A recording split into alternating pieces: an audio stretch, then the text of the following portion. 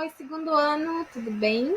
Então, tô gravando esse vídeo, né? Que é da nossa aulinha de conteúdo novo do livro novo, tá? Então, ó, livro novo. Qual é o primeiro conteúdo do livro novo? Diferença de conto e de romance. Então, trouxe para vocês algo bem sucinto e bem fácil de entender, tá? A diferença de conto e de romance, tá bem? O que eu quero trabalhar mais com vocês é a questão dos elementos da narrativa. Que vocês sabem que os elementos da narrativa são narrador, personagem, tempo, espaço e enredo, né? Mas lá no ano passado eu ainda vi detalhadamente o que era mesmo um narrador, que a gente já trocou de nome para foco narrativo. Então, eu trouxe para vocês aqui esses slides, tá? Com essa questão. Vamos lá. Tenho que trocar minha carita de lugar. Vem pra cá, dona Amanda. Aqui, tá ótimo. Então, romance e conto. Ambos têm os elementos da narrativa. Ambos têm os elementos da narrativa, tá? Qual que vai ser a diferença? No conto, as histórias elas vão ser mais curtas e menos quantidade de páginas, tá? Então, eu botei um livro de 200 páginas pode conter 10 contos ou mais, tá? Então, vamos supor, se é de 200 páginas, 10 contos, 20 páginas para cada história. Mas é bem menos, gente, bem menos, tá? Tem um escritor que se chama Edgar Allan Poe, que eu adoro, e ele foi um crítico de contos, porque ele escrevia contos, e os contos são maravilhosos. Eu amo Edgar Allan Poe, né? Então ele dizia que na concepção dele, que os contos deveriam ser aqueles que surtiam o maior impacto no seu leitor. É aquele conto que chega no final e ele tem que ter a sensação de ter levado um soco no meio do estômago, sem ficar sem ar, com o desenvolver e o desfecho da história, tá? Para Edgar Allan Poe é isso, e eu, Amanda, particularmente, eu compartilho dessa opinião, tá? Tem outros escritores que escrevem contos que são mais intimistas, que falam mais da questão do íntimo dos personagens, como, por exemplo, Clarice Lispector, que vocês leem aí um monte de frases na internet e assinam com uma Clarice e jamais vai ser da Clarice. O Caio Fernando de Abreu também, ele é intimista. Então, até me lembro que no curso de letras a gente estudava vários contos e um dia um professor perguntou o que eu achava, né? Quem que gostava dos contos do Caio, né? E eu disse pra ele que pra mim não surtia muito efeito. Ah, por quê? Sabe? Aí embasei a minha resposta, né? Disse pra ele, professora, eu não gosto, porque pra mim tem que ser aquele conto de dar um soco, assim, ó, de tu ficar sem ter reação com o desfecho do conto, como o Edgar Allan Poe, tá? Então, é sempre importante a gente ter argumentos. Não basta a gente dizer que não gosta e ponto, tá? Tem que ter argumentos. Se vocês já são grandinhos também, já tem embasamento teórico para ter argumentos. Então, gente, o conto ele é assim, ele é curto, a história vai ser curta, eu vou ter poucos personagens, tá? Pouquíssimos personagens, porque se eu tenho ali uma história que se desenrola em 10 páginas, em 2 páginas, como eu li um conto esses dias da Conceição Evaristo, 2 páginas, tá? Então, o que acontece? Tem que ter, no máximo, 2 personagens. Não pode ter mais do que isso, porque senão, se o conto tem 2 páginas, eu vou encher de personagem, acabou o conto e eu não fiquei sabendo de nada do que aconteceu. O enredo vai ficar desse tamanho, né? Então, tem que ser algo curto, com poucos personagens, pouco espaço, o tempo tem que se desenrolar assim rapidinho, é um pensamento daquele narrador naquele momento, é um dia de acontecimentos. Quando tem a menção de anos dentro de um conto, ele vem através de flashback, ou seja, a pessoa ela volta para o passado, tá? Então, é tudo muito rápido, tá bem? E haverá, claro, uma única trama. Não haverá várias tramas. Haverá uma única trama, tá bem? Vamos para o romance. Então, o romance, histórias bem mais longas. A gente pode comprar livros aí, ver livros de 200, 500, 1000 páginas, 1200 páginas. O meu máximo foi 1200 páginas.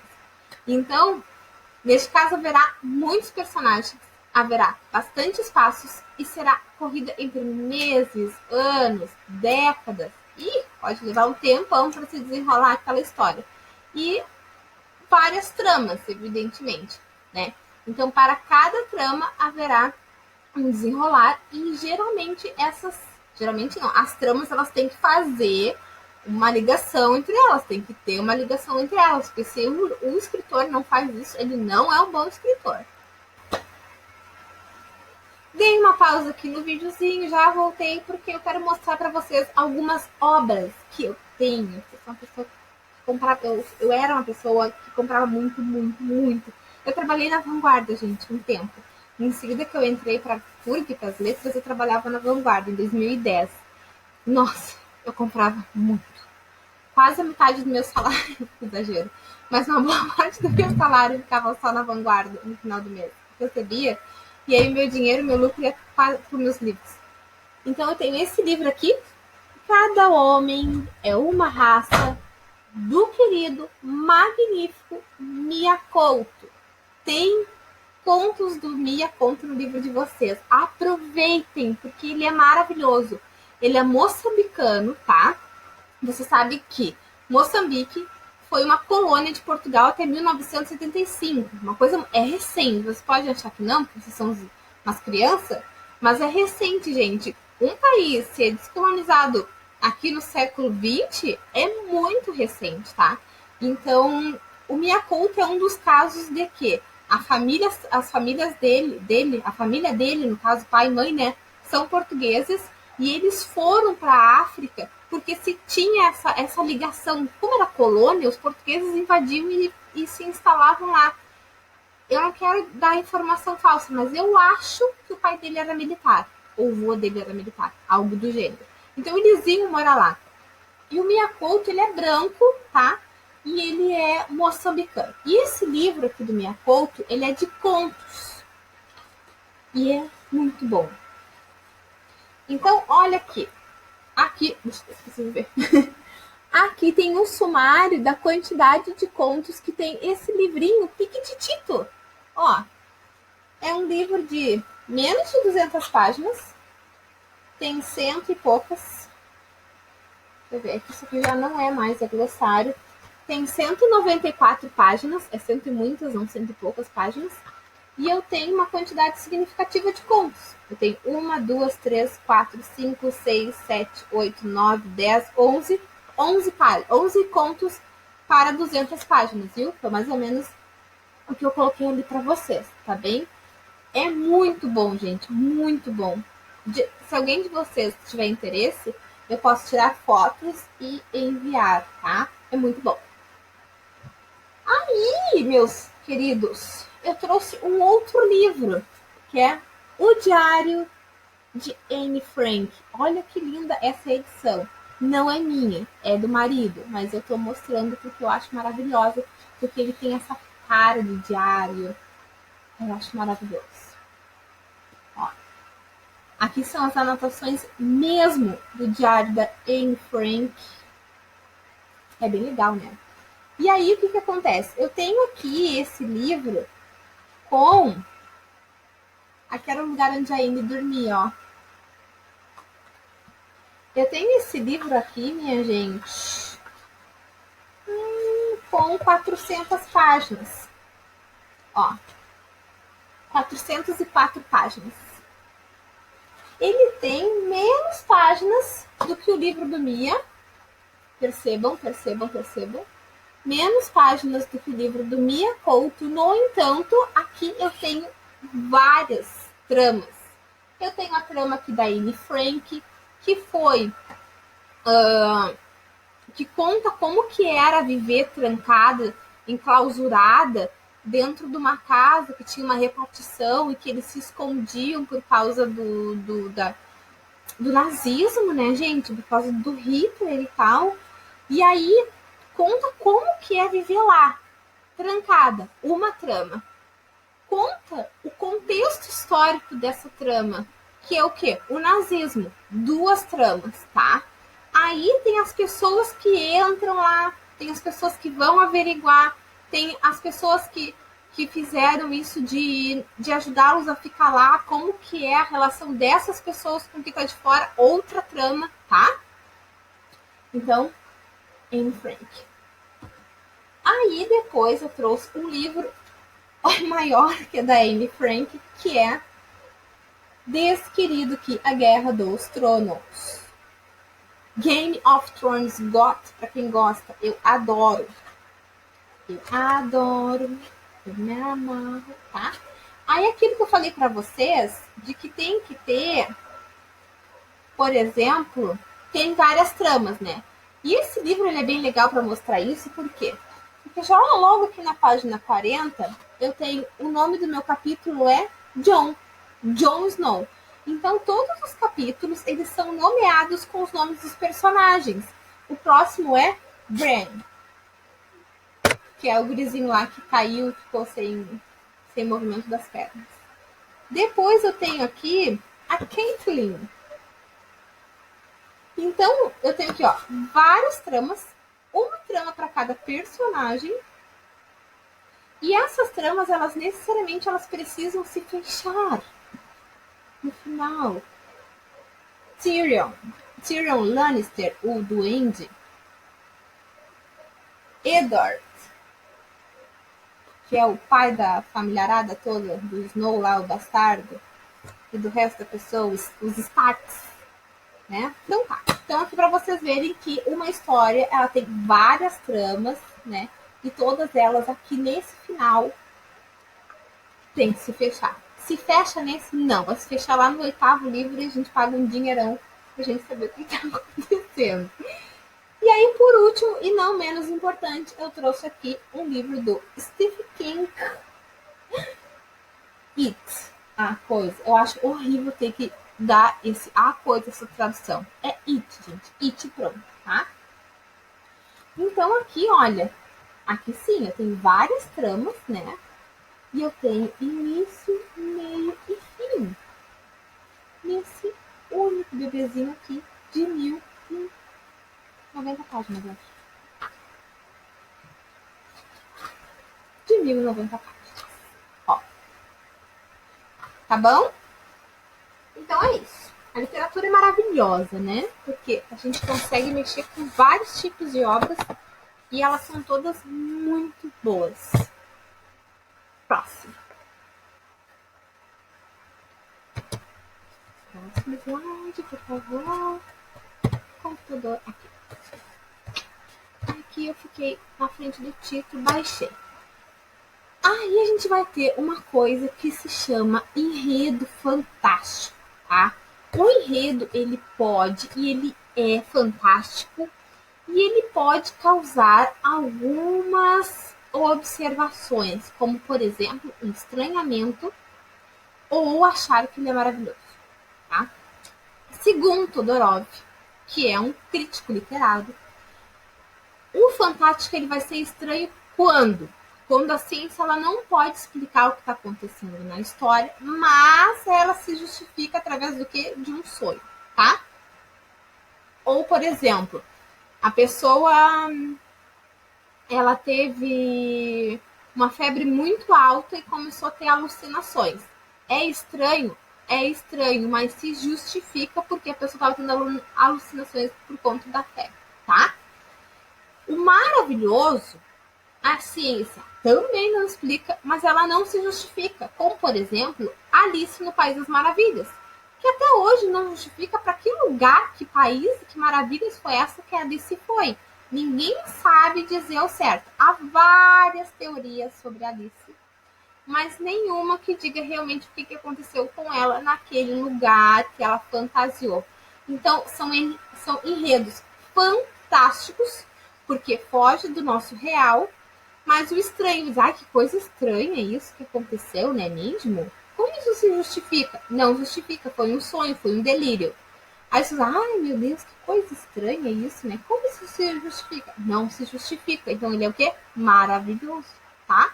Não tem sonho, não tem nada que justifique esse tipo de enredo. Próximo.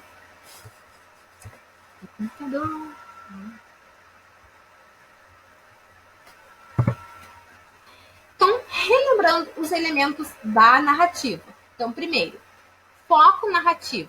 Anteriormente, chamávamos de narrador.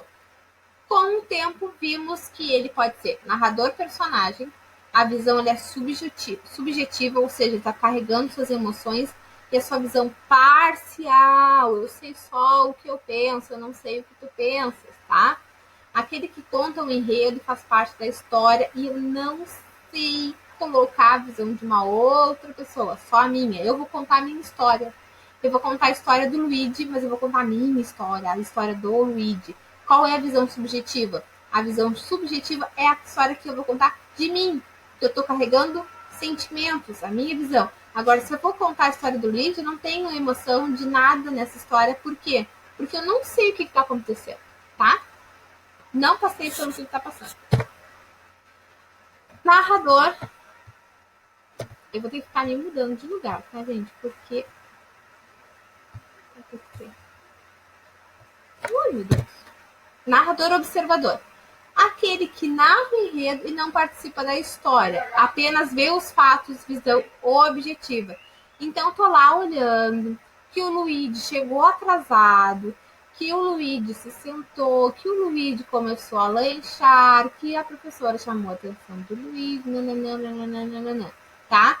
Então, eu tô narrando as ações desse personagem. Não sei mais nada disso.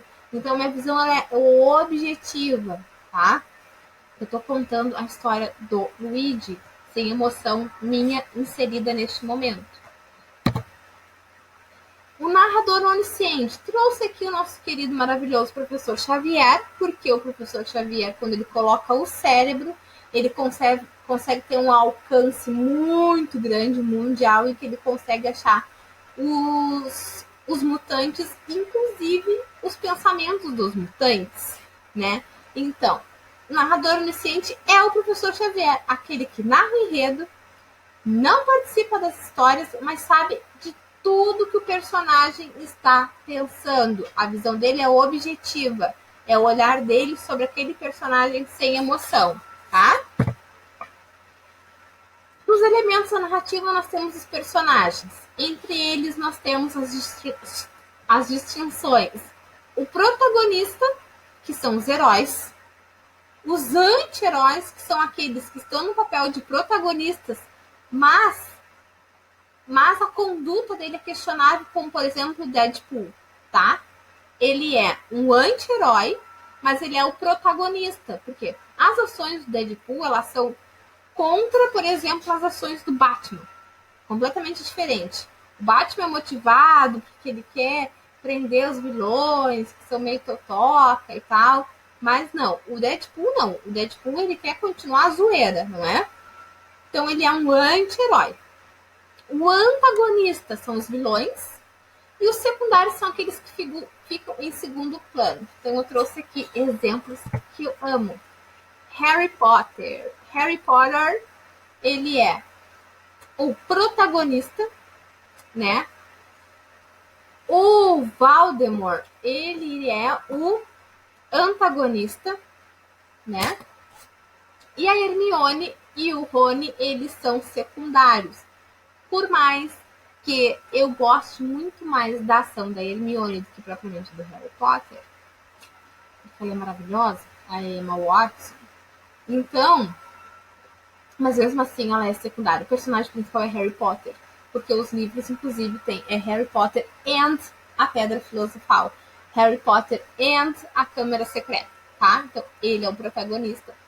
E esse querido do Voldemort, que é um dos personagens vilões que eu mais amo nessa vida. É maravilhoso. Relembrando os tempos da narrativa, temos o tempo cronológico, que é aquele do reloginho mesmo, que a ordem ela é linear, segue uma linha, tá? cronológico só segue uma linha, ordem linear. Depois tem o histórico, que também segue uma ordem linear, tá? A gente pode ter vários aspectos que podem estar compostos aí, como, por exemplo, Dom Pedro I, quer falar do início da história do Brasil, posso dar Dom Pedro I. Fatos históricos, tá? Ordem linear, segue uma linha. Psicológico já é completamente diferente, tá? Não tem a marcação do tempo com exatidão. Vim primeiro dia, depois à tarde, amanhã, à tarde, à noite, né? 1, 2, 3, 4, 5. Não tem isso. O narrador, ele vai estar tão imerso naquele enredo que ele vai soltar as tramas, as histórias como fluxo do pensamento. Aí agora eu convido vocês a pararem um pouquinho e pensar no quanto vocês pensam durante o dia. Como assim, Amanda? Bom, se eu tô parada aqui agora, começa a surgir pensamentos, né? E esses pensamentos, eles são completamente distintos. Eu começo a pensar em ir na feira no domingo, né? E aí daqui a pouco eu tô pensando que eu queria aquele sapato que tá passando na televisão. Então, assim, ó, é fluxo do pensamento as histórias. Então, é sem controle nenhum e geralmente esse personagem, esse narrador, vai estar com problemas de ordem emocional, tá? Os espaços, gente, trouxe aí os espaços porque não muda muita coisa, né? São os lugares onde os personagens, eles percorrem aí, que esses espaços, eles são significativos. Aí eu botei aqui uma praça, botei uma casinha e coloquei um centro urbano aqui, tá? Só para dar mais ou menos uma exemplificada no que estou dizendo para você. Então, gente, a nossa aula, então, de hoje é essa. É vocês entenderem um pouco de como é o romance, um pouco de como é o conto. Trouxe aqui exemplo dos meus livros para vocês, não só meus, né? Uns que eu afanei, né? E também relembrar os elementos da narrativa com essas propriedades. Quais são os tipos de narrador, quais são os tipos de personagem, tá, gente? Isso aí vocês viram no primeiro ano, tá? Tá no livro 2, se não me engano. Tá bom? Então, olha só. De teminha para casinha, da página 5 hasta la página hasta la página 19, tá? Página 18 e 19 é produção de texto. Então, eu quero que vocês façam, eu quero que vocês sigam essas orientações, que é bem fácil, é bem tranquilo, tá? E eu vou querer que vocês me mandem por e-mail.